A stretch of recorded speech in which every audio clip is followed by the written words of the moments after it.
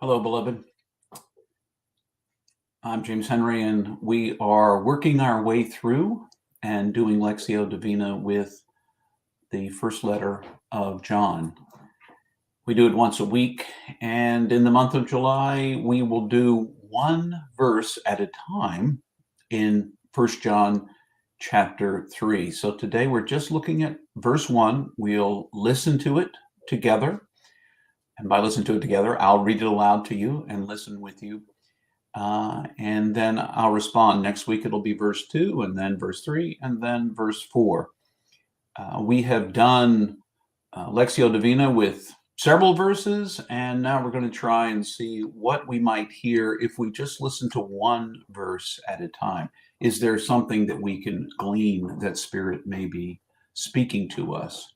Just to say a word about sacred reading or Lectio Divina, we listen to a scripture with the anticipation, with the belief that Spirit can speak to us today. Speak to us in ways that we need to hear. Lectio is different than Bible study. Generally, we don't try to do all the scholarly work with commentaries and trying to figure out what the original author may have meant or said. We listen for the word or phrase that seems to ring true in us.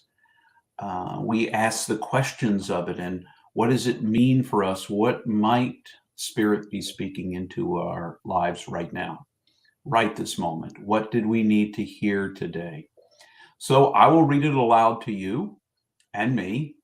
I will pause, at which point you can just stop the video if you want to and reflect on your own. You can read it again to yourself in a different version. I encourage you to read it out loud because then you engage your whole body. It's not just your mind space, which we often do these days, but read it aloud to yourself.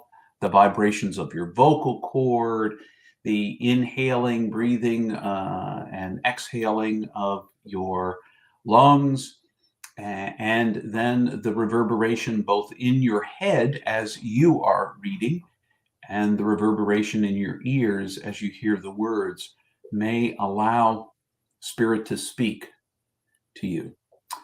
After that, I will share what I heard, what I think was for me, and why I think it's important.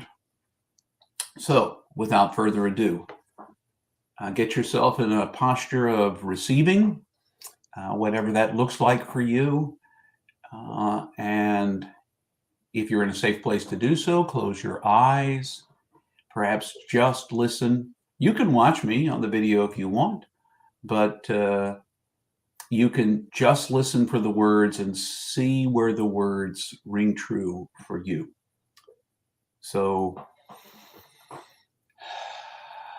listen for a word from Spirit today. Behold the greatness of the love shown to us by our Father, the Great Spirit, that he would call us his children. And so we are.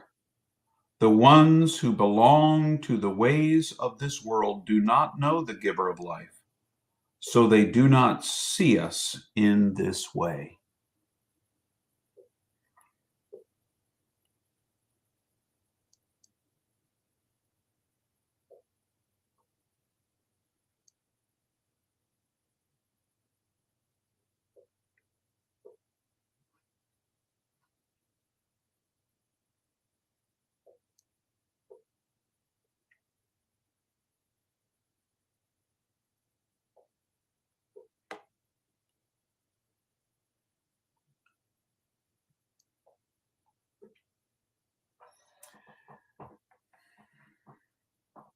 Knowing and seeing. Those are the images that rose up for me, and they're from that last bit of the first verse. The children, the ones who belong to the ways of this world, do not know the giver of life, so they did not see us in this way. That there is a knowing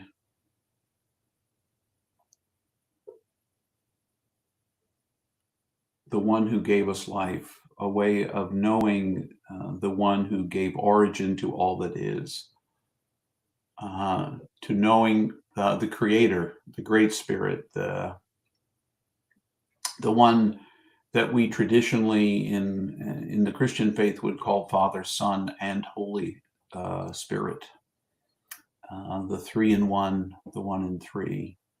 Knowing that gives you there's some ability perhaps to see. Knowing God is a way of changing the way we perceive, and those who do not know the giver of life do not perceive in that same way, do not see us the same way. And I wonder for myself, you can overhear what I'm wondering. I wonder if I really know the giver of life. Because I know I don't always see others with the eyes of the giver of life. I am in some ways still caught up in the ways of this world. I see that in myself. And I know that knowing, not just intellectually, but with my whole person,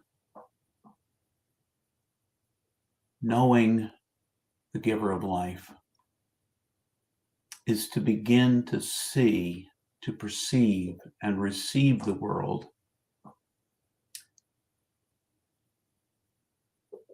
to see others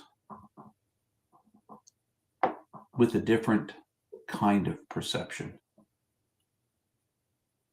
I'm going to explore that a bit, spend a little time with that myself, perhaps pray that God would give me a deeper knowing than just in my head, a deep knowing in my heart. And that's what I gleaned from today's Lectio Divina, sacred reading from 1 John 1. Join me again, if you wish, next week for 1 John chapter 3, verse 2. Otherwise, remember, you are infinitely precious and unconditionally loved for the gift you already are. And may you have a peace-filled day and week.